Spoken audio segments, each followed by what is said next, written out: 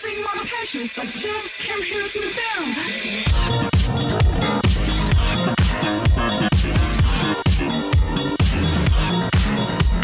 Le 23 novembre, donc, on a commencé à présenter l'association. C'est nickel là, on m'entend ou pas? Nickel. Ok. On a présenté l'association avec tout le programme de cette année. Et on vous avait dit que le 10 décembre, donc la date a changé, on accueillerait Adrien Aumont, qui est ici présent, qui est le fondateur de KissKissBankBank, qui est le fondateur de Landopolis, de Hello Merci. Donc c'est vraiment c'est que des projets entrepreneuriaux qui sont spécialisés en finance pour les financements de projets. Donc il y aura un vaste sujet à discuter avec lui, mais il viendra surtout nous présenter son parcours. Après, vous pourrez quand même lui poser des questions comme il vous plaira. À partir de janvier, donc, on va commencer les partenariats avec Sciences Po, donc on va bientôt communiquer dessus pour la sélection, comme pour les programmes HEC. La différence avec les programmes HEC, c'est que le programme de Sciences Po sera sur tout un semestre, sur une base de 3 heures par semaine. Donc il faudra choisir entre Sciences Po et HEC, malheureusement. On vous enverra les détails par mail très bientôt. Ensuite, on avait bougé aussi le rush de finance qui est le 26 février ici, mais la conférence sur le dirigeant et son entreprise avec la Société Générale est maintenue le 20 janvier. En février 2016, on va aussi procéder aux nouvelles élections pour le nouveau staff de 40 entrepreneurs. On vous enverra aussi un mail dessus sur comment se présenter avec les listes, etc. En mars 2016, on organisera avec l'EDA, qui s'appelle l'étudiant de l'année, un concours de pitch qui sera en partenariat avec The Family, vu que l'organisateur fait lui-même partie du staff de The Family.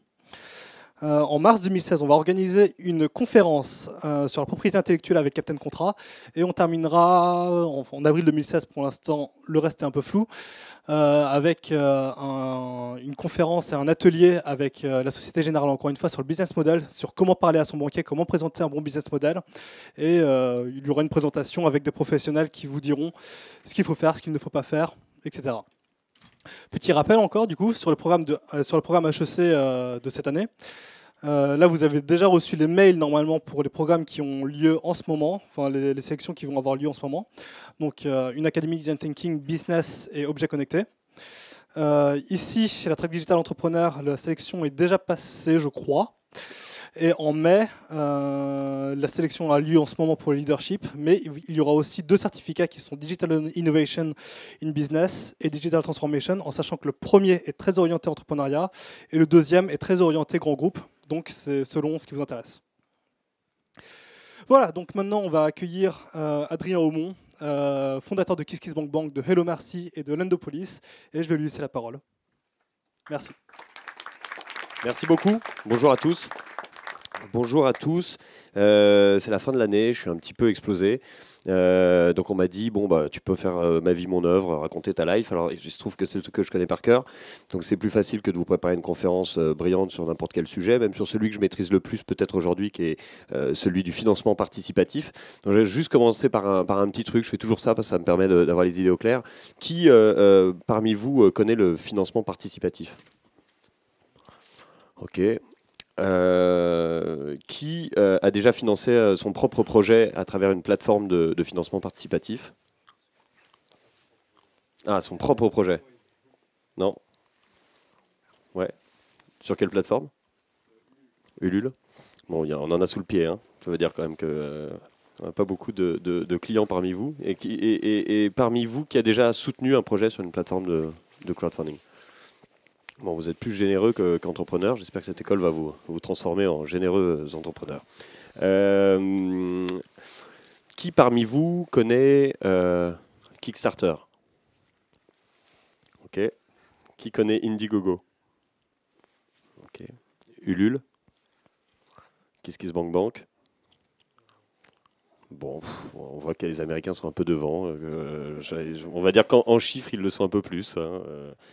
Alors, moi, je vais juste vous raconter, vous raconter mon parcours et ça me fait plaisir de raconter mon parcours dans votre école parce que, en général, je le fais à Sciences Po, à HEC, à l'ESSEC et dans toutes les grandes écoles de France. Et je suis à chaque fois face à des gens qui ont 10 fois plus de diplômes que moi, qui sont 10 fois plus normaux que moi. Et j'ai cru comprendre que dans cette école, on pouvait s'entendre. En tout cas, que c'est une école dans laquelle j'aurais pu rentrer grâce à mon cursus. C'est bien qu'elle existe, du coup, parce qu'elle n'existait pas quand j'étais plus jeune. Je le suis encore, mais quand j'étais plus jeune, c'est-à-dire quand j'avais 14 ans, parce que j'ai arrêté l'école quand j'avais 14 ans, en étant totalement dans l'illégalité la plus totale, puisqu'on n'a pas le droit d'arrêter l'école avant 16 ans. Et donc je vais vous raconter mon parcours d'entrepreneur, entreprenant, parce qu'entrepreneur, c'est pas vraiment un métier, c'est plus un caractère, c'est plus une façon de vivre. On peut être entrepreneur à la maison, on peut être entrepreneur le week-end quand on fait du sport, on peut être un entrepreneur culturel, on peut être un entrepreneur social, et puis on peut vouloir entreprendre pour faire du fric. Ça, c'est une autre voie, mais finalement, c'est pas un métier, c'est presque un sacerdoce. C'est plutôt un caractère. Donc on devrait dire qu'on n'est pas des entrepreneurs, mais on est des entreprenants. Et entreprenant au sens large, au quotidien, même quand on se retrouve dans une entreprise. Vous allez voir que mon passage dans le monde de l'entreprise en tant que salarié a été court, mais il a été assez rigolo. Parce que j'étais un entreprenant dans une entreprise avec un salaire qui tombait tous les mois. Alors, je vais vous raconter un peu ce parcours. Tout commence un matin. J'étais un des plus nuls, je crois, de toutes les écoles que j'ai faites. Alors moi, j'ai eu du bol. Je suis né dans un milieu, alors sans pognon, mais bourgeois, des beaux quartiers, où on te met dans des écoles privées, machin, etc. Et puis, la 6e se passe avec un record de colle extraordinaire. La 5e, je veux absolument quitter mon cadre familial et aller en pension. Donc, on m'envoie dans une pension très, très chère à côté de Paris. Je me fais dégager à la fin de l'année et je décide de revenir à Paris dans une autre école privée. Je choisis celle où il y a le plus de gonzesses, dans le 7e arrondissement de Paris. Et j'arrive dans cette école, ça dure 3 mois, même pas le temps de choper une meuf. Et je me fais dégager de l'école pour la 3e fois, mais cette fois-ci au bout de 3 mois, au premier trimestre. Et là-dessus, ma mère me dit, écoute, tu as encore le droit d'aller dans une école privée, mais tu la trouves tout seul, tu fais vraiment chier. Donc je pars avec mon bâton de pèlerin, je trouve une boîte à bac qui est une toute petite école où on accompagne vachement bien les élèves. Et me voilà en 4e, dans le 2e trimestre de ma 4e. Et à la fin de l'année, on m'explique que je suis vraiment trop nul et que donc il faut que je redouble. Ma mère me dit, écoute, démerde-toi avec le directeur, j'en ai plus rien à foutre de tes histoires. Je vais voir le directeur et je lui dis, écoutez, faites-moi passer en 3e, on fait un deal. Si je ne suis pas au niveau à la Toussaint, vous me remettez en 4e. Le patron de l'école accepte et me voilà passé en 3e. Et pas au trimestre, mais à la Toussaint, il me dit, bah, vous êtes vraiment trop nul, donc je vous remets en 3e. Le truc le plus honteux de la Terre, donc tu te retrouves à repartir avec les mecs qui ont une classe de moins que toi, machin, alors que tu es encore en train de penser à ta puberté. Et donc tu es vraiment mal dans tes baskets. Et là-dessus, je me dis, bon, vu la honte, je vais essayer d'aller faire ça dans une autre école, parce que j'ai vraiment pas envie de faire ça dans l'école où j'ai tous mes potes et tout et tout. Donc ma mère me dit, écoute, va te faire foutre mon pote, tu vas te démerder, tu vas dans une école publique en bas de la maison, t'arrêtes de nous casser les couilles, et puis tu vas te trouver cette école par toi-même, parce que moi je veux plus m'occuper de ces histoires-là. Je dis ok, je trouve une école, et là me voilà à ma 2e, 4e, donc je commence à bien la connaître, et je commence à devenir une brute en cours, avoir des putains de notes, à connaître tout sur le bout des doigts. J'ai aucun pote dans l'école, donc ils savent pas, ils connaissent pas mon passé. Et au bout d'un moment, à force d'être le meilleur de la classe, normal, ça fait 2 fois que je la fais, je commence à avoir une réputation du mec fort, qui travaille, sérieux, machin, et je me sens tellement mal dans mes baskets avec cette réputation-là que je décide de redevenir un malade mental et de leur montrer de quel bois je me chauffe et de faire des blagues, machin. Bon, au bout d'un petit moment, on me préconise l'hôpital de jour. L'hôpital de jour, c'est-à-dire tu vas à l'hôpital la journée, mais tu as le droit de rentrer à la maison le soir, ce qui est vachement sympa. Et je refuse, je vois que je vais avoir plus de psychologues que de professeurs autour de moi. Ça tombait bien, je voulais plus voir de professeurs, mais je n'avais pas forcément envie de voir des psychologues. Là-dessus, je me réveille un matin. À ce moment-là, j'ai 14 ans, j'ai pas mué. Pour vous donner vraiment le cadre de ma vie personnelle. Et je rêve de cinéma depuis toujours, je rêve d'être acteur, d'être réalisateur et de faire mes propres films. Et je me dis, bah, tiens, s'il y a bien un secteur qui nécessite aucun diplôme, c'est le cinéma. Et comme j'ai grandi dans une famille avec pas mal de gens dans le cinéma, etc., j'avais compris comment un peu ça marchait. J'avais bouquiné comme un porc parce que j'adorais tout ça. Et à 14 ans, je savais comment on vendait un film à l'étranger et comment un vendeur à l'étranger se faisait sa marge. Et donc là-dessus, je me réveille un matin en disant c'est fini l'école. Ça se fait vraiment, je prends vraiment cette décision en me levant. Je crois que c'est peut-être la meilleure décision en me levant que j'ai prise de ma vie. Et donc, je décide d'arrêter l'école et je me dis, ça tombe bien, il y a le Festival de Paris en ce moment, je vais aller me balader au Festival de Paris, je vais faire des rencontres et je vais amorcer le truc comme ça en trouvant un stage quelque part. Je trouve un stage et on me dit, le problème c'est qu'on veut bien ne pas te payer, normal. Mais en revanche, tu n'as pas d'assurance pour venir travailler chez nous parce que comme tu es dans l'illégalité la plus totale, on ne peut pas t'assurer. Donc je vais voir ma mère et là-dessus, elle me dit oui, alors là on va avoir la visite d'une assistante sociale parce que tu n'es pas dans la légalité. Et je lui dis écoute, on va pas s'emmerder la gueule, prenons des cours par correspondance, comme ça m'inscrit au CNED et j'ai la validité.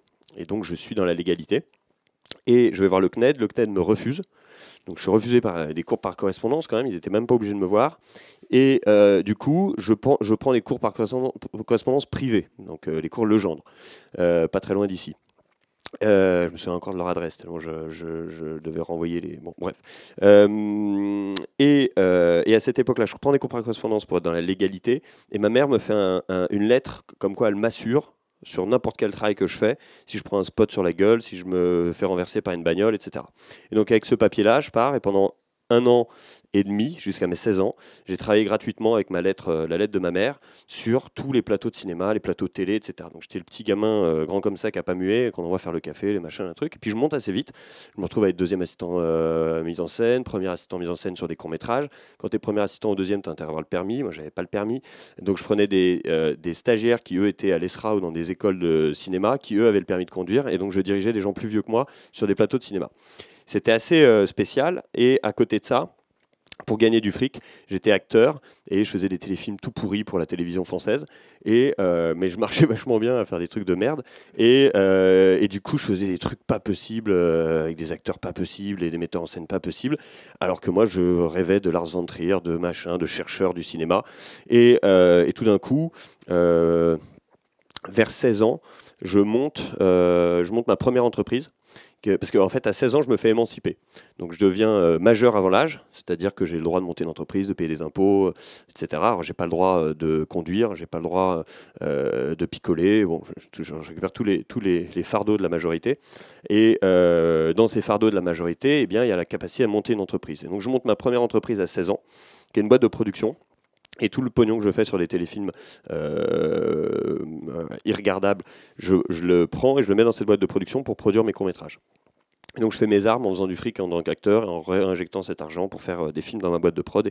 Et donc voilà, donc j'apprends à monter une boîte. Elle ne marchait absolument pas, puisque mes courts-métrages ne marchaient absolument pas et qu'ils étaient vraiment d'une très très basse qualité, eux aussi. Et du coup, je me retrouve à fermer cette boîte à 17 ans. Donc ça, c'est ma première fermeture d'entreprise, ce qu'on n'apprend pas à l'école, puisqu'on apprend à créer des entreprises, mais on n'apprend pas à les fermer. C'est dommage, parce que quand vous créez une entreprise, il y a toujours des gens pour vous aider, mais quand vous fermez une entreprise, là, il n'y a plus personne. Donc c'est peut-être ça ce qu'il faudrait nous apprendre, c'est fermer une entreprise, parce qu'il y aura toujours des gens pour vous apprendre à monter quand vous désirez monter cette entreprise. J'ai appris à 17 ans à fermer une entreprise. Et là-dessus, je commence à avoir un peu ras le cul de bosser dans le cinéma. Je suis pas hyper à l'aise. J'en ai marre de faire des films de merde. J'arrive pas à financer mes propres films qui étaient pas terribles non plus. Et avec un pote, je sais pas pourquoi, on décide de travailler. On décide un jour qu'on a envie de faire de la publicité. Qu'on veut travailler dans la pub parce qu'on n'aime pas ça et que donc on a envie d'aller là où on n'aime pas pour essayer d'amener du bien là où il n'y en a pas. Bon, bref, on se dit en même temps pourquoi on serait embauché dans une agence de pub, je vois pas ce qu'on peut leur apporter, on sait rien faire, donc on va essayer de se démarquer en trouvant finalement essayer de réinventer la pub ou de réinventer le marketing, etc. Et à l'époque c'est hyper ringard comme truc, mais YouTube n'existe pas, Dailymotion n'existe pas, et pourtant on s'envoie des tonnes de vidéos de merde par mail avec des chats, des chutes et très souvent comportant des marques. Et on commence à découvrir la viralité de certains contenus sur Internet à travers l'email. Et nous, on se dit, mais comment se fait-il, en dehors des chats et des chutes, comment se fait-il que ces programmes, en fait, arrivent à passer le monde entier, à passer d'un email à l'autre, et quels sont leurs dénominateurs communs? Qu'est-ce qui crée de la viralité, en fait? Et là-dessus, on commence à s'intéresser au principe de viralité. On se met à lire des bouquins sur le bouche à oreille, à lire des bouquins de sociologues, etc. Et on se dit, mais putain, il y a un truc à faire. Il faut qu'on arrive à devenir conseiller, consultant pour des marques et pour des agences sur tous les phénomènes de propagation, pour leur apprendre finalement ces nouveaux modes de consommation, mais d'informations. Et peut-être qu'il faudrait qu'on trouve un moyen de créer une plateforme qui compte le nombre de vues sur les vidéos, etc. Bon, ça c'est une première piste, c'est certains signaux faibles qui nous intéressaient. Et puis, à côté de ça, on était des grands fans d'un film de David Fincher qui s'appelle The Game. Si je vous dis la fin, je nique le truc. Enfin, si je vous dis pourquoi j'aime ce film et ce qu'on a fait, je vous dis la fin et donc je nique le concept. Je vous invite à regarder ce film et il nous inspire vachement sur comment on peut créer des phénomènes de ce qu'on appelle undercover, c'est-à-dire en dessous du cadre pour la publicité. Comment on est capable de faire vivre des scènes à des gens dans la rue, ils pensent que c'est une scène réelle alors que c'est une pub. Donc on s'intéresse au marketing undercover et on s'intéresse à la viralité. À ce moment-là, on commence à développer notre boîte qui s'appelle Epidemic. On crée la boîte tout de suite, ce qu'il ne faut jamais faire. On n'a pas de clients, mais on a une société, ce qui paraît complètement fou aujourd'hui, hein, surtout avec les nouvelles méthodes d'entrepreneuriat. Et nous voilà partis avec notre bâton de pèlerin, d'ailleurs avec mon téléphone, qui était un téléphone absolument génial à l'époque, dans ma chambre de bonne. On avait 2 chambres de bonne avec mon pote, et un téléphone Pluto, comme Mickey Pluto, de Disney. Et je appelais tous les clients avec un téléphone Pluto, et je me voyais à chaque fois pour faire le truc, et je me disais mais putain c'est pas sérieux, mais eux le voient pas, donc ça va. Donc tous ces gens que j'appelais, les directeurs marketing de BMW, de machin, ils savaient pas que j'appelais avec un téléphone Pluto. Je pense que déjà ils nous donnaient pas beaucoup de rendez-vous, donc si en plus ils avaient vu avec quoi je les appelais, je pense que c'était vraiment mort. Et là-dessus, on se retrouvait à partir, on n'avait pas un bal, on n'arrivait à vendre aucune opération, c'était vraiment de la merde. Et on allait avec mon pote en stop. Non, on trichait pour prendre le train parce qu'on n'avait pas de fric pour aller dans les Yvelines au siège de BMW. Là, on se rendait compte que putain, c'était super loin et qu'en fait, il fallait qu'on vienne en voiture. Et donc, on allait à la CAF du coin. Et à la CAF du coin, on demandait à des gens de nous emmener en voiture. Chez BMW, une fois qu'on était là-bas, c'était trop tard pour faire le chemin arrière. Et donc, on demandait à la fin d'une recommandation, on faisait une facturation à 250 000 euros. On demandait un ticket de métro pour rentrer à Paris. C'était vraiment la loose, mais totale. Et donc, on n'a pas vendu cette opération. Par définition, quand tu demandes un ticket de métro au mec à qui tu essaies de vendre une opération de 150 000, il peut quand même se poser la question de savoir si tu as le cash pour avancer l'opération. Et nous voilà à enchaîner les loses, les défaites et les non-ventes. Et à un moment, on a la brillante idée, au bout d'1 an et demi vraiment de galère, on a la brillante idée de se dire, bon, on n'a pas de clients, on va lever de l'argent. Putain. Donc en plus en tant qu'agence, hein, on ne parle pas là d'une start-up qui va développer, qui a un potentiel de croissance énorme, hein. Tu es une agence, tu dois choper des clients, c'est ton seul job. Donc on se dit bon bah on va pour ça. Quand je réfléchis à ça, je comprends vraiment pas pourquoi on nous a même donné des rendez-vous. On décide d'aller voir un avocat d'affaires parce que c'est logique, quand tu veux lever des fonds, tu vas voir un avocat d'affaires. Complètement débile. Et du coup on va voir un énorme avocat d'affaires qui venait de faire une énorme fusion-acquisition pour Canal+ et tout. Et on comprend pas pourquoi il nous donne du temps. Il est super sympa. Il nous dit, les gars, moi j'y connais rien, je fais des grosses fusacs, c'est marrant ce que vous faites, mais vous n'avez rien vendu, c'est difficile, je ne vais pas pouvoir vous aider, mais en revanche, je vous donne le numéro d'un leveur de fonds. Lui, c'est son métier, vous pouvez aller le voir. Il nous file, alors je ne sais pas si c'était la patate chaude, et à chaque fois ils s'appelaient entre eux en disant je t'envoie 2 bouffons, prends pas trop de temps, tu vas voir c'est rigolo, mais ça dure 2 secondes. Et il nous envoie chez un leveur de fonds qui aujourd'hui est un énorme leveur de fonds.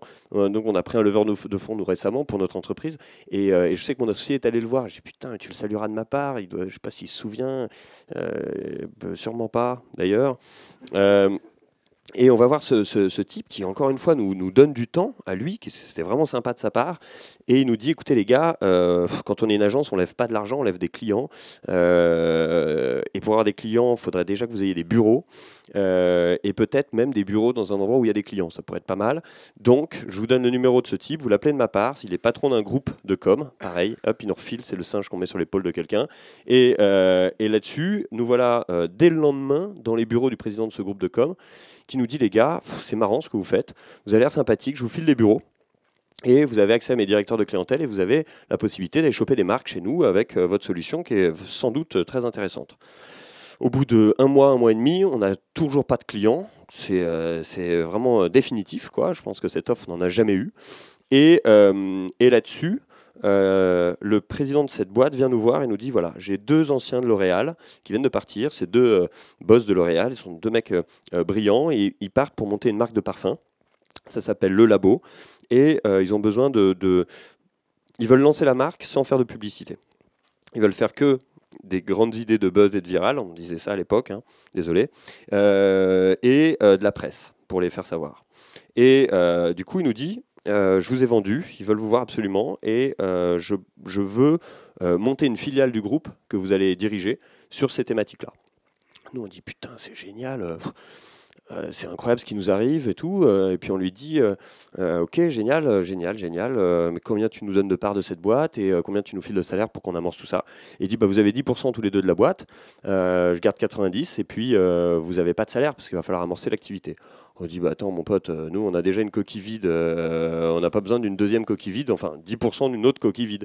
On est dans la merde, on a besoin de salaire et là tu vas pas pouvoir nous donner de salaire avant un certain temps. On était vraiment en fin de course, on n'avait plus de quoi bouffer, c'était vraiment l'enfer. Et on avait un peu ras le cul de nos chambres de bonne sur le même palier avec mon pote. Et en fait, on accepte le taf et on dit, bah ok, prends-nous dans une de tes filiales les plus riches, file-nous 2 salaires, on veut pas de part de tes boîtes, ça c'est pas bien grave pour nous pour l'instant, et on va s'occuper du labo. Le labo depuis a été revendu à Estée Lauder, 70 millions de dollars, c'est une énorme boîte dans le parfum aujourd'hui. Et nous voilà partis avec Eddy et Fabrice à travailler sur leur lancement. Et surtout nous voilà partis dans un organigramme d'une boîte qui est vraiment pas top.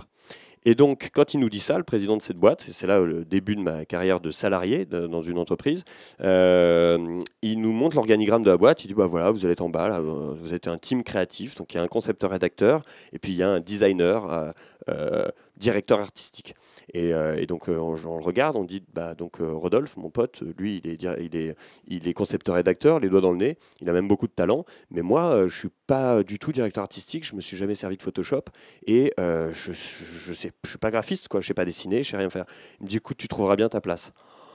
Donc nous voilà quand même avec un team créatif d'une seule jambe, ne sachant donc pas faire de publicité, puisqu'on n'en avait jamais fait, dans une agence de pub avec un salaire, sans connaître notre métier. Et là-dessus, ça a été mais avec un salaire quand même de 1800 € brut.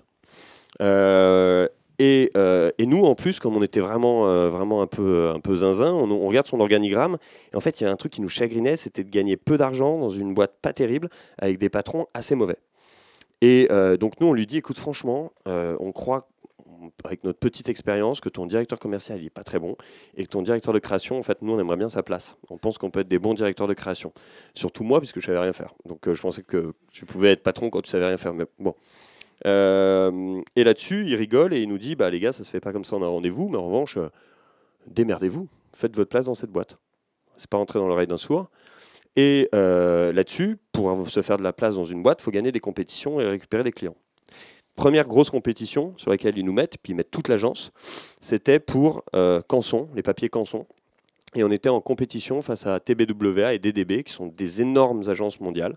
Et on se retrouve, je crois que c'est la première fois que cette agence dans laquelle on était se retrouve en compétition face à ces gens-là, donc c'est un moment important. Et on se retrouve à travailler pour des papiers avec le plus beau grammage de tous les temps, mais sans savoir dessiner, ni sans savoir faire n'importe quelle prouesse graphique. Donc on s'est dit, bon bah on sait rien faire, on peut pas demander de l'aide parce que tout le monde est en compétition, comment on va faire? Et donc on n'a rien branlé pendant une semaine. À se tourner les pouces, à se demander ce qu'on allait faire. Et là-dessus, on s'est dit, ok, bon, et bah, on va rien faire. On va prendre ce papier, c'est le meilleur papier au monde. Il a un grammage exceptionnel, on le reconnaît au premier toucher. On va simplement prendre le logo Canson et on va désormais le mettre avec le même grammage, c'est-à-dire avec le même texture, sur une feuille Canson, et on va simplement changer la signature par espace libre de créativité. Et on va prendre cette page Canson avec son logo et sa signature, on met rien dessus, et on la met dans tous les journaux, et on les met dans le métro avec des stylos qui tombent pour que les gens puissent tester le papier. Et donc, on a trouvé l'idée qui nous permettait de rien branler, et d'avoir une super annonce presse qui montre le produit. On gagne la compétition avec ça, Et là-dessus, alors tu gagnes une compète avec une bonne idée, puis après on te refourgue toutes les mauvaises idées à réaliser. Donc là, il nous faut embaucher des gens pour venir faire les choses qui finalement devaient être faites par la suite. Et deuxième compète arrive, on nous dit, ah bah attends, mets les deux du fond, là ils sont pas dégueux, ils nous ont ramené qu'en son, peut-être qu'ils peuvent gagner autre chose. Ils nous mettent sur Logitech, un truc de webcam, de souris, machin et tout. Et c'était la compétition Europe et ils voulaient un gros film pour vendre leur webcam. Et nous, on savait pas faire de film, enfin moi j'en ai fait avant, mais on savait pas faire de film publicitaire. Et du coup, on a décidé de faire la même chose, c'est-à-dire ne rien foutre. On a pris la caméra, ils nous disent, attends, dans le brief, ils disent que la caméra, c'est la meilleure définition au monde, qu'elle est exceptionnelle et tout. On va pas se faire chier, on va faire le film avec la webcam, et on va marquer, ce film a été réalisé avec la webcam que vous achèterez en magasin. Et donc, on a fait la même mise en abîme, en disant, le produit est bon, pas besoin de raconter du bullshit. On gagne cette compétition. Et donc, deuxième compète qu'on gagne à rien foutre, simplement en utilisant le produit comme démonstration. Ça tombait bien parce qu'on n'aimait pas la publicité, on n'aimait pas le bullshit et on voulait raconter des choses vraies, machin, etc. Donc on se retrouvait plutôt bien là-dessus, mais je vous raconte tout ça sans en avoir eu conscience sur le moment précis. Ensuite, une marque d'assurance vient nous voir, petite marque d'assurance, et nous dit on a dépensé tout notre pognon en achat d'espace. Donc on a tous les matchs de l'équipe de France, on a tout machin, on a de la télé à gogo, mais c'est des spots de 10 secondes et on n'a plus d'argent pour la création. Putain. Donc avec mon pote on se creuse la tête et on se dit on n'a qu'à dire la vérité encore aux gens, on n'a qu'à se filmer nous, publicitaire, et on se met face caméra, on dit je suis désolé, il n'y a pas de thune, donc c'est les créatifs qui font la publicité, voilà, tout simplement parce que vous êtes là avec l'assurance qui a le meilleur service client, donc ils n'ont plus de pognon à mettre dans la publicité. 10 secondes, point barre, c'est fini, on gagne la compète et on se retrouve avec nos tronches devant tous les matchs de l'équipe de France, machin, à dire que c'est l'assurance la moins chère parce que... bon. Donc troisième mise en abîme, et tout d'un coup, on arrive on recommande un directeur commercial, un directeur général pour cette boîte, qui est pris, qui est embauché. Donc l'un des directeurs commerciaux part développer la structure en Chine, est remplacé par un directeur général, qui lui vient nous voir et nous dit, il paraît que c'est grâce à vous que je suis là. On dit ouais. Et nous dit, bossez bien pendant un an, et puis on va voir si vous ne pouvez pas prendre la direction de création. On fait, yes. On bosse bien pendant un an, mais moi j'étais là parce que je voulais développer cette boîte, parce que je la trouvais pas très bonne, et parce que je voulais qu'on embauche des créatifs un peu barges qui viennent d'un peu de partout, quitte à avoir des mecs sans CV, quitte à machin. Je voulais qu'un peu foutre le bordel dans le truc pour essayer de générer de la créativité. Et peut-être que mon pote, lui, préférait avoir un bon salaire et une carte de visite, si tu me regardes. On est coloc aujourd'hui. Donc, je peux lui dire ce que je veux. Et donc, au bout d'un an, moi, je suis dégagé. Et lui, il reste. Donc, le flic méchant et le flic gentil, c'est le flic gentil qui gagne. Et j'avais aucune envie de travailler pour mon pote. Donc j'ai fait un pneumothorax. Et je me suis retrouvé alité pendant 6 mois. Je réussis à négocier mon départ, je me casse de cette agence, et c'est à ce moment-là en fait que je discute avec ma cousine, Ombline, qui elle travaille dans la musique, il y a quelques rues de mon agence de pub, et elle me dit écoute, c'est le bordel dans la musique, c'était il y a 8 ans, en effet, c'est sûrement la crise du disque, etc. Puis elle me montre une étude de GfK qui montrait que le chiffre d'affaires de la musique s'écroulait, et que paradoxalement, les gens n'avaient jamais autant écouté de musique de leur vie. Donc on regarde ce truc, et on se dit putain c'est génial comme paradoxe. Je pense qu'il y a beaucoup de gens qui se disaient putain qu'est-ce qui fait chier ce paradoxe, mais nous en tout cas on le trouvait passionnant. La courbe inverse aurait été plus dérangeante pour l'avenir de la musique. En tout cas cette courbe était dérangeante pour l'avenir du business de la musique, mais pas pour l'avenir de la musique. Et quand on regarde ça, on se dit bon, il va y avoir c'est un changement de consommation évident. Il va y avoir 20 ans de tremblement, hein, ça va être un peu compliqué. Nous, on n'a pas la capacité à créer un nouveau modèle économique pour la musique. En tout cas, on ne savait pas par où prendre le truc. Il y a des gens bien plus forts que nous pour faire ça. Mais Ombline se dit, après 10 ans de carrière dans la musique, se dit, mais les musiciens, eux, ils vont continuer à faire de la musique. Ils s'en foutent du modèle économique. Ils vont continuer à faire des disques, ils vont continuer à faire des concerts, ils vont continuer à faire des œuvres de format disruptif et différent, certainement. Et il faut qu'ils puissent continuer à faire ce travail avec du fric correctement. À ce moment-là, c'est pareil, c'est il y a 8 ans, c'est la fin de MySpace et c'est l'amorçage, en tout cas en France, de Facebook. Mais Facebook a déjà 5 ans. Et à ce moment-là, MySpace nous a montré que on va dire que les fans et les artistes étaient capables d'être en relation et de faire des choses ensemble. Et au moment où Facebook arrive, Facebook nous montre que c'est fini le réseau social en silo sur une seule passion. Désormais, on est sur un réseau social généralisé, on est tous interconnectés et on découvre que les gens sont capables de partager des choses extrêmement intimes, allant jusqu'aux photos de leurs enfants et de leurs vacances. Et on se dit, mais si les gens sont capables de partager des choses aussi intimes, ils sont aussi certainement capables de partager de l'argent. Et donc en fait, on fait ce lien entre ces signaux faibles, qui deviennent quand même des signaux forts à ce moment-là, et on se dit, on monte une plateforme de financement, on ne parle pas de financement participatif, on ne parle pas de crowdfunding, de financement pour que les artistes arrivent à se financer. Et là, elle en parle avec son mari, Vincent, et ils m'appellent tous les deux et ils me disent, écoute, je ne sais pas ce que tu fous le soir et le week-end, mais on va travailler là-dessus, parce que c'est passionnant. Et je dis, je suis complètement d'accord avec vous. Et nous voilà partis pour 2 ans d'écriture de notre projet, à chercher des signaux, parce que quand tu commences sur un projet et que tu n'as pas de benchmark, que tu n'as rien, on n'avait pas de mots pour dire ce qu'on était en train de faire, il n'y avait pas de comparaison, on ne pouvait rien trouver qui pouvait nous aiguiller et nous dire qu'on avait raison. Il y avait des éléments de crowdsourcing, mais il n'y avait rien par rapport au crowdfunding. Et donc, nous voilà à écrire un business plan un peu bancal sur une thématique qui n'existe pas encore. Et on va prendre 2 ans à peu près pour faire ça, jusqu'à sortir KissKissBankBank. 2 ans après, on lève des fonds au moment où on se lance. On dit souvent qu'on a créé notre entreprise avec ce fonds d'investissement, parce que c'est rare d'avoir un fonds qui amorce une aventure vraiment avant même que l'entreprise soit créée. Donc on a eu vraiment beaucoup de chance d'avoir des gens qui ont eu la bonne interprétation de ce qu'on était en train de faire. Et nous voilà partis. Et puis, on avait prototypé la plateforme simplement sur la musique, alors qu'en fait, depuis le début, on savait qu'on allait ouvrir pour le cinéma, pour toutes les industries et les secteurs culturels, innovants et solidaires. Et là-dessus, Kickstarter sort et on dit putain, mais qu'est-ce qu'on a été con. Ils ont ouvert toutes les catégories maintenant, pourquoi nous, on a voulu attendre pour sortir des catégories? Et donc on se dit, il faut qu'on pivote, c'est ça le bon positionnement, il va falloir qu'on aille très vite. Et donc on se donne 6 mois pour ouvrir toutes les catégories et être sur le positionnement d'aujourd'hui de KissKissBankBank. Ça a été très difficile pendant à peu près 2 ans et demi avant de réussir à trouver l'attraction et de réussir à avoir la courbe de croissance qui commence à prendre. Donc on a regardé nos pieds en partant au bureau et on a regardé nos pieds en revenant à la maison à peu près tous les jours pendant 2 ans et demi. Vous rajoutez à ça les 2 ans de préparation, ça fait 4 ans et demi pour arriver à un truc qui commence à fonctionner. Je vous raconte ça parce que la patience, en fait, elle est clé dans notre histoire à nous, en tout cas. Il y a certaines personnes qui ont fait des choses qui ont décollé en 2 secondes, mais si vous regardez Blablacar, c'était covoiturage.fr à l'époque, repartez dans l'historique et dans l'histoire de Frédéric Mazzella, c'est un homme patient. Avant d'être un homme brillant, c'est un homme patient. Et en fait, les grandes aventures, elles sont très souvent dues à la patience. Et je raconte ça parce que, et je raconte ça avec d'autant plus d'aisance qu'on est aussi ici dans l'école d'un entrepreneur qui a été un homme patient et qui a fait des très très grandes choses. Et je raconte ça parce que c'est un peu terminé, mais il y a une sorte de mode du serial entrepreneur. Vous regardez les LinkedIn des entrepreneurs, très souvent ils mettent serial entrepreneur. C'est-à-dire déjà occupe-toi d'un business, fais-le bien et puis tu pourras jumper d'un autre et d'un autre en permanence. Mais il y a beaucoup trop de jeunes entrepreneurs aujourd'hui qui cherchent l'attraction et puis au bout de mois ils disent ah, ça prend pas, vas-y je sors mon MVP et puis j'en crée un autre. Et donc on rentre dans la tendance, il n'y a même plus de plateforme et que des MVP maintenant. Donc il faut faire attention à ça parce que il faut s'acharner. Quelquefois, il n'y a peut-être qu'une seule métrique qui est bonne, mais il faut aller la titiller, la gratter et qu'elle peut donner quelque chose.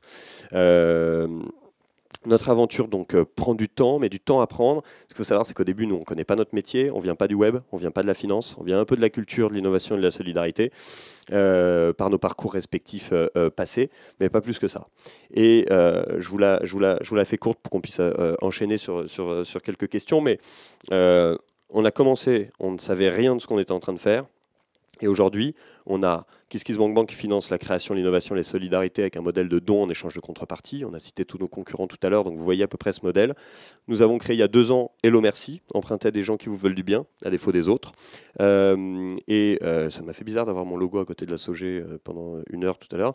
Et Hello Merci, ça fait du prêt entre particuliers à taux zéro.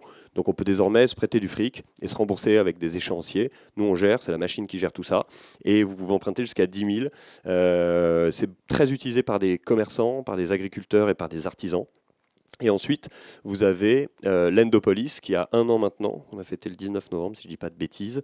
Et l'Endopolis, c'est l'économie dont vous êtes le héros et ça permet à des des TPE et des PME, aux petites et moyennes entreprises françaises, de venir emprunter pour leur développement. Et on propose aux Français de venir diversifier leur épargne en prêtant directement dans l'économie réelle, dans une sorte d'épargne circulaire, en fait, hein, du prêt, de la dette circulaire, avec des taux d'intérêt qui vont de 5 à 12%.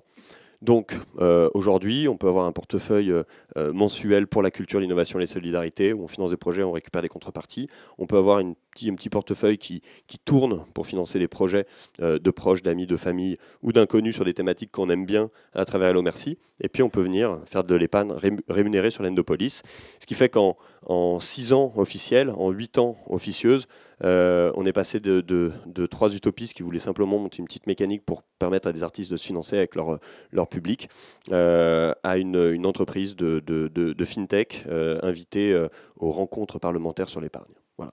Donc notre vie a pas mal changé, en 6 ans, et ce qui fait que cette aventure est plus que passionnante, parce que cette aventure finalement n'a été qu'une école en fait pour nous, puisqu'on a passé notre vie à devoir monter en compétences et apprendre des métiers qu'on ne connaissait pas juste avant. Et c'est ce risque permanent, en fait, hein, comme quand on marche. On tombe à chaque fois, puis en fait, on trouve le pied d'appui. Et ben, c'est à peu près comme ça qu'on a fonctionné avec cette boîte. Et aujourd'hui, on se regarde tous les trois, on est presque hallucinés en fait, du parcours. Et ce parcours, il est très étonnant parce que notre métier, ça reste quand même de l'accompagnement à l'entrepreneuriat, quel qu'il soit. On accompagne des entrepreneurs. Et la chance qu'on a, en fait, c'est qu'on passe notre vie avec des entrepreneurs, qu'on passe notre vie avec des pionniers, qu'on passe notre vie avec des gens dans la musique, dans le cinéma, dans le design, dans l'innovation, dans la solidarité, dans le monde des TPE, des PME, avec des artisans, avec des commerçants. Et que mon métier à moi, qui est le métier de sourcer des projets et d'accompagner des projets, est un des plus beaux métiers au monde, contrairement aux plus vieux métiers du monde. Bon. Et du coup, me permet en fait d'apprendre des tonnes de choses au quotidien avec des tonnes de personnes passionnantes. Et mon métier est presque dégueulasse, puisque moi j'apprends à faire du crowdfunding et eux m'apprennent tout leur secteur d'activité. Donc sur la masse, en fait, j'ai moins donné que eux m'ont donné. Mais ça fait que voilà, quand on est le matin à Boulogne-sur-Mer pour discuter du financement du centre de tri des mareyeurs, et qu'après on vient faire tout un travail sur le futur des modèles économiques de l'art contemporain, bon, je pense qu'on ne peut pas être plus épanoui. Vous l'aurez compris, c'est des plateformes internet, mais ce qu'on fait, c'est absolument pas du web. Et d'ailleurs, quand les banques retirent des bureaux, nous on est en train de s'installer en région, en mettant des bureaux un peu partout en France, ce qui est presque incompréhensible pour une start-up. Donc je pense en fait qu'on est une PME familiale. Voilà. Est-ce que vous avez des questions ?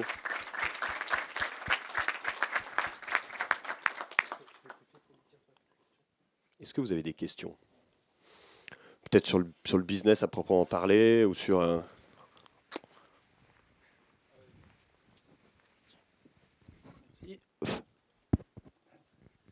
Je peux te tutoyer ? Ouais. Ok. Comment tu sens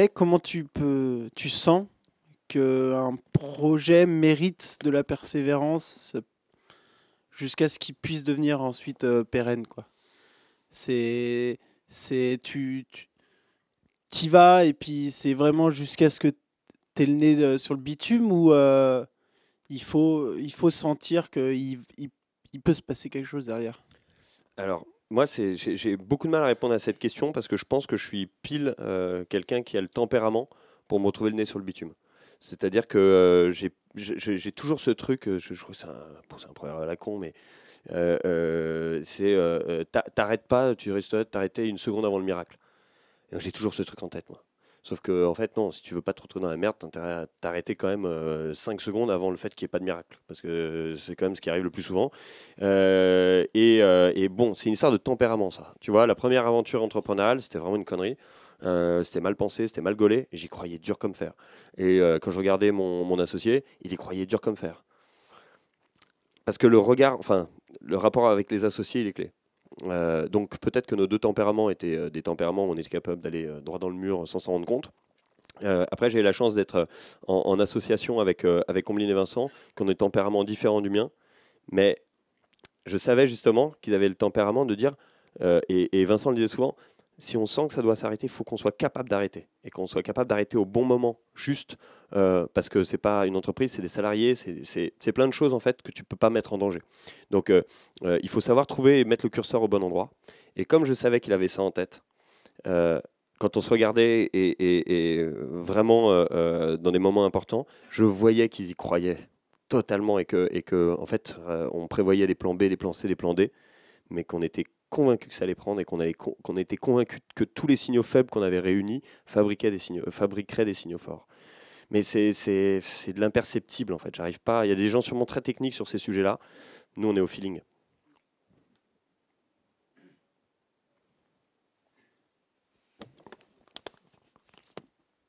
C'est bon, on peut y aller.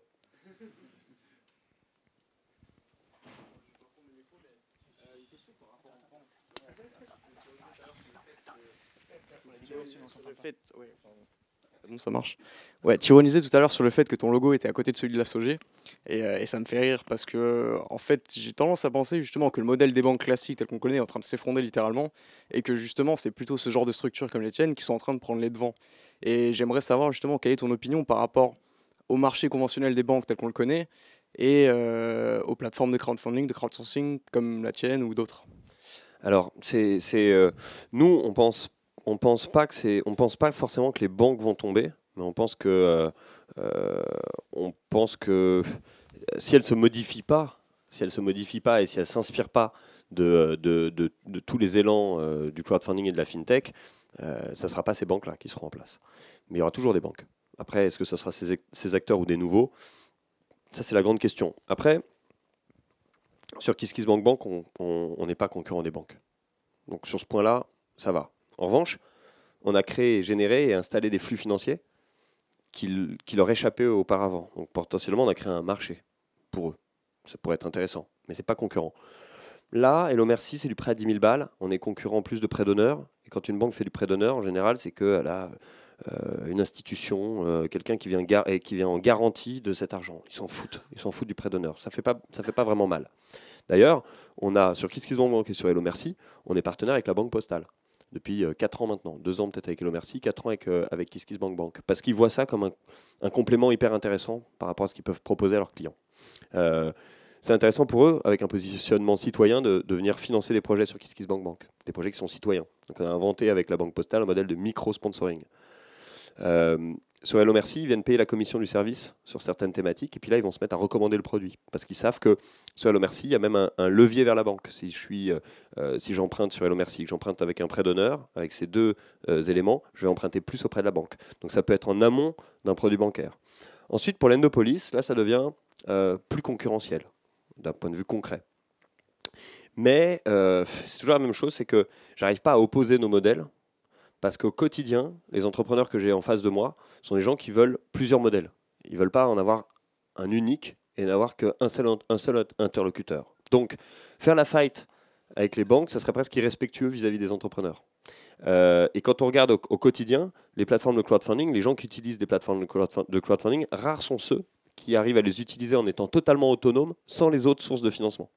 Donc ça devient presque une source supplémentaire dans un plan de financement. Donc aujourd'hui, je vois plus un complément entre les banques et nous, des capacités même à presque s'appeler pour dire nous on va prêter à telle entreprise, que vous, si vous la prenez, est-ce que ça ne peut pas faire du cofinancement? Donc on est plus dans ces rapports-là que dans un rapport d'affront. Néanmoins, je vais vous donner juste un élément très simple par rapport à l'Endopolis. Notre objectif, en fait, je ne sais pas si vous êtes familier avec ces aspects de financement et de dette.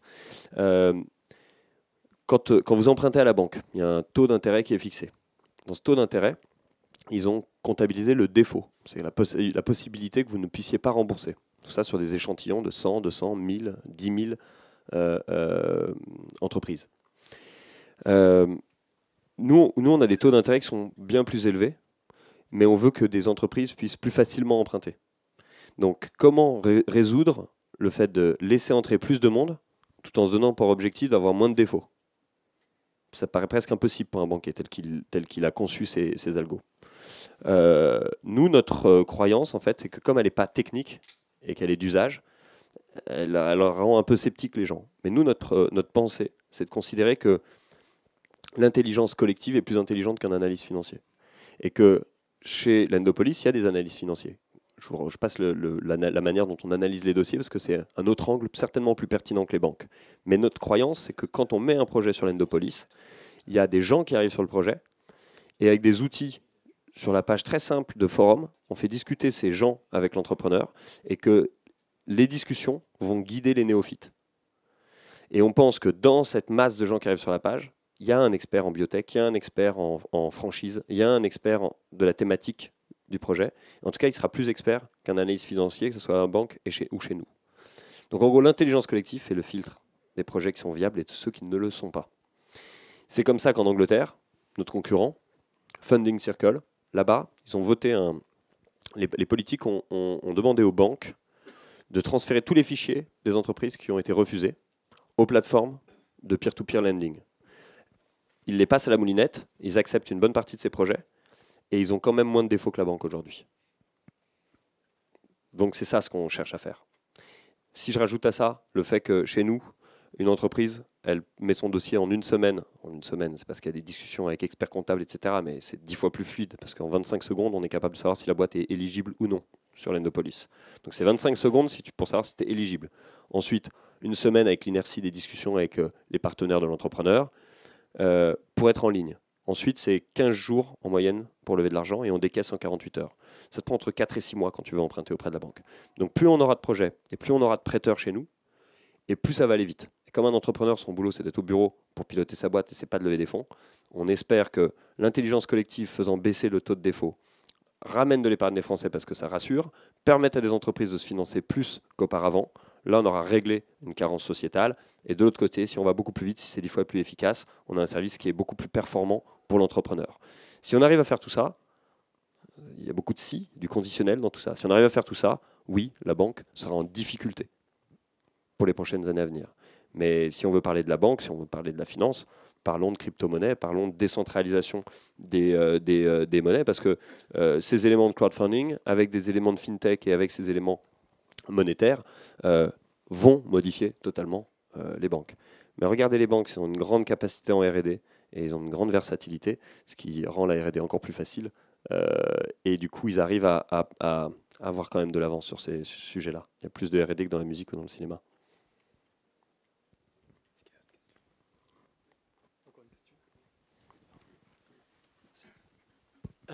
Tu disais tout à l'heure qu'il y a beaucoup de monde pour apprendre à démarrer ta boîte, mais quasiment personne pour t'apprendre à fermer ta boîte. Alors qu'est-ce que tu donnerais comme conseil pour aider à fermer la boîte ? De se débarrasser d'une phobie administrative, pour moi. Des conseils pour fermer une boîte, c'est difficile de donner des conseils clés aussi génériques que ceux qu'on peut donner pour créer une boîte. Ça ne s'empêche pas de donner des conseils génériques pour créer une boîte, mais pour la fermer, c'est du cas par cas. C'est du cas par cas et c'est hyper... Enfin, moi, c'était une boîte de rien du tout. Moi. C'était une coquille vide. Donc fermer une coquille vide, c'est facile. Ce qui devient difficile, c'est quand tu fermes une entreprise avec des salariés, avec des projets, avec de la trésor, et là, tu rentres dans un schéma que j'ai pas encore rencontré. J'espère pas rencontrer tout de suite. J'espère que ça m'arrivera dans ma vie pour le vivre et pour apprendre, mais pour l'instant, ça m'est pas arrivé de fermer une boîte avec des complexités. Mais c'est un truc relou, hein, un entrepreneur. Je veux dire, non, mais les entrepreneurs sont pas protégés par rapport à ça, par exemple. Tu fermes, tout le monde va être au chômage, et l'entrepreneur il va se retrouver avec des dettes, sans chômage. Donc on est aussi, il y a un cadre à réinventer un peu sur ce sujet-là. Prochaine plateforme ? Oui. J'essaierai de faire des plateformes avec une affirmation plus forte.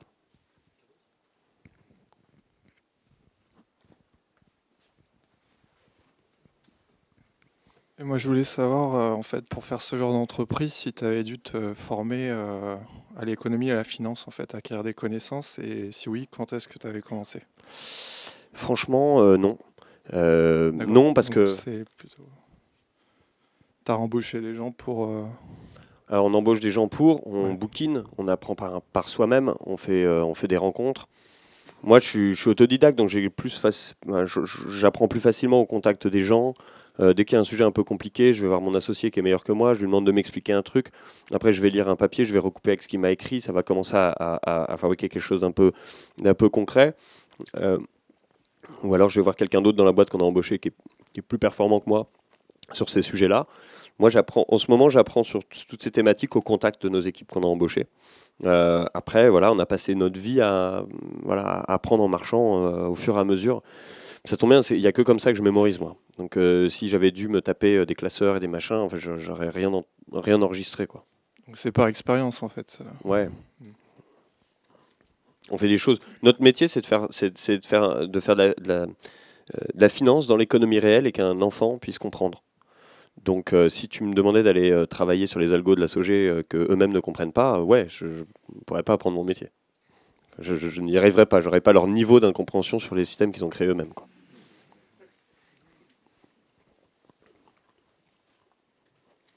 Quelqu'un d'autre? Bonsoir, merci d'être venu. Je voulais savoir, vous avez dit que vous avez passé 2 ans à créer tous ces projets avec votre cousine et une autre personne. Mais comment vous viviez pendant ces 2 ans en fait? Est-ce que, vous gagnez de l'argent? Est-ce que vous travaillez? Après, moi, j'aime bien savoir, mais j'aime bien savoir aussi comment vous faisiez avant pour vivre, pour payer un loyer, pour manger, etc. Enfin, des fois, pas de sous. Non, mais c'est purement et simplement un des autres trucs qu'on n'apprend pas non plus, quoi. Et en fait, moi, je me suis fait licencier. Et du coup, derrière, j'ai eu les acédiques pendant presque 2 ans, en fait. Et je me souviens qu'on a levé de l'argent 1 mois avant la fin de mes droits. J'étais, mais vraiment ric-rac, quoi. Je me souviens même, je m'étais dit à ce moment-là, c'était fou même dans mon entourage personnel, en fait, à quel point j'étais sur le fil du rasoir entre être le gros loser qui a perdu son temps pendant 2 ans, et qui n'a pas levé de l'argent, et qui est en fin de droit, et qui est dans la merde, et putain, l'utopie qui se réalise, et il est trop bon, quoi. C'était la même personne, hein. Mais c'est important de se dire ça, parce que l'entourage, en fait, par bienveillance, il a toujours peur pour toi. Et donc, il te met dans une ambiance qui est super désagréable. C'est l'enfer, quoi. La personne la plus bienveillante que j'ai autour de moi, c'est ma mère. Et qu'est-ce qu'elle m'a saoulé, quoi. Alors, qu'est-ce qu'elle m'a saoulé? Pareil, si tu me regardes, maman, il faudrait déjà que tu saches déclencher ton ordinateur. Mais si tu me regardes, maman, je te remercie en tout cas pour ton canapé qui vraiment est revenu à plusieurs reprises dans cette aventure. Et donc, j'ai eu la chance d'avoir le canapé chez ma mère. J'ai eu la chance d'avoir des potes qui m'ont prêté un peu de fric, qui m'ont payé à bouffer dans les moments qui étaient difficiles. Moi, j'avais 1 200 € d'acédique à une époque où j'avais un loyer à 900 balles, donc il reste plus que 300 pour vivre. Donc je peux te dire que j'ai creusé de la dette pendant 2 ans. Dette de banque, dette d'impôt, dette de machin, dette de trucs. J'étais vraiment le roi de la dette, ce qui est vraiment drôle quand tu sais qu'après je monte des plateformes. Bon. Et donc voilà, pendant 2 ans, ça a été des acédiques et de la démerde. Et en plus, je suis pas bon gestionnaire. En plus, je suis dépensier. Donc, c'est vraiment pas du tout un truc qui est fait pour moi. Et je me souviens, pour te dire un truc très, très, très concret, je me souviens de ne pas avoir bouffé pendant 48 heures entier parce que j'avais pas la possibilité d'emprunter. Je pouvais très bien aller bouffer chez un pote, chez un machin, mais mon emploi du temps ne me le permettait pas. Et je me souviens d'une conférence à l'ESCP avec le ventre qui gargouillait.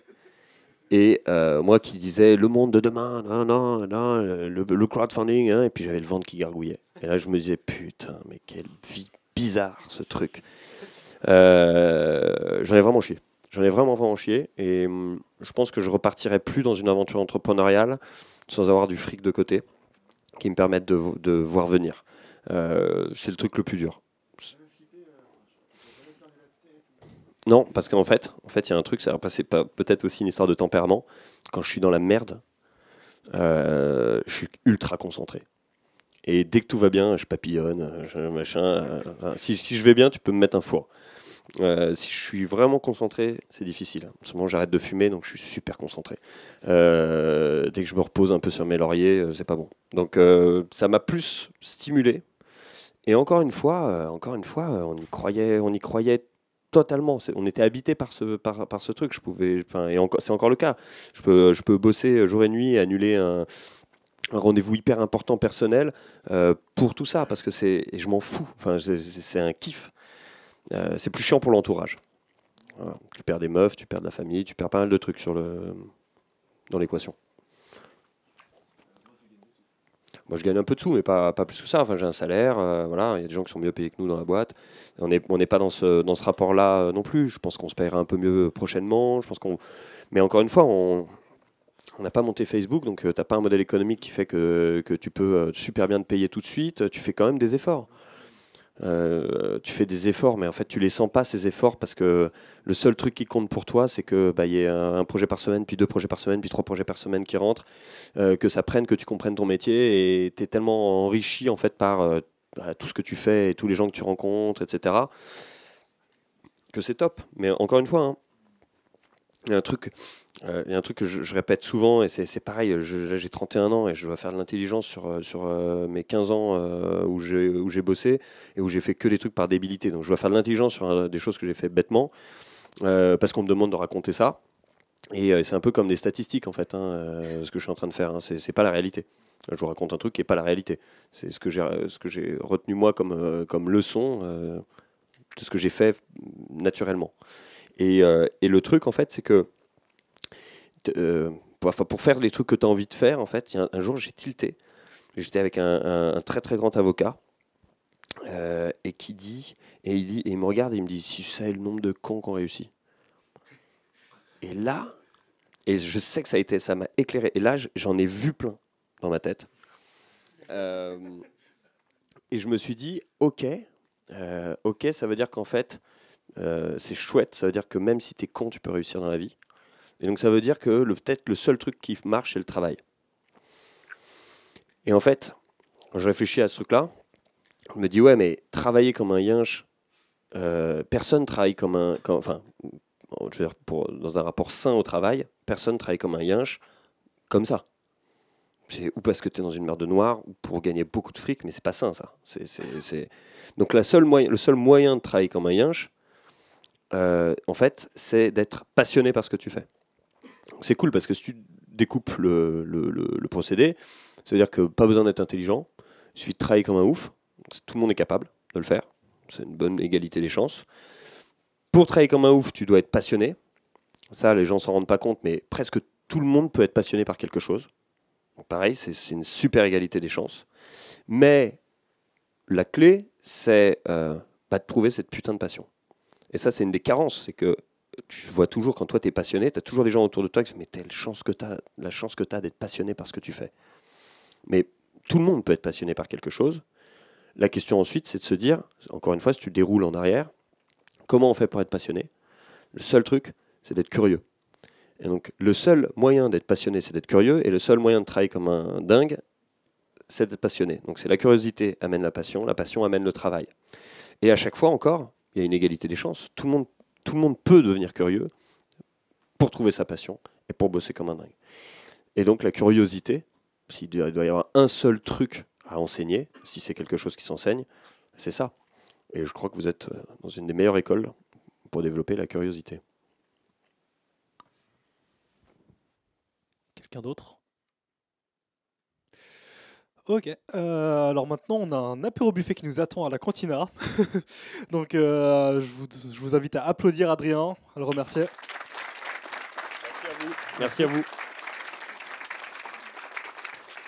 Et on vous invite à la cantina. Il y a quelques bières.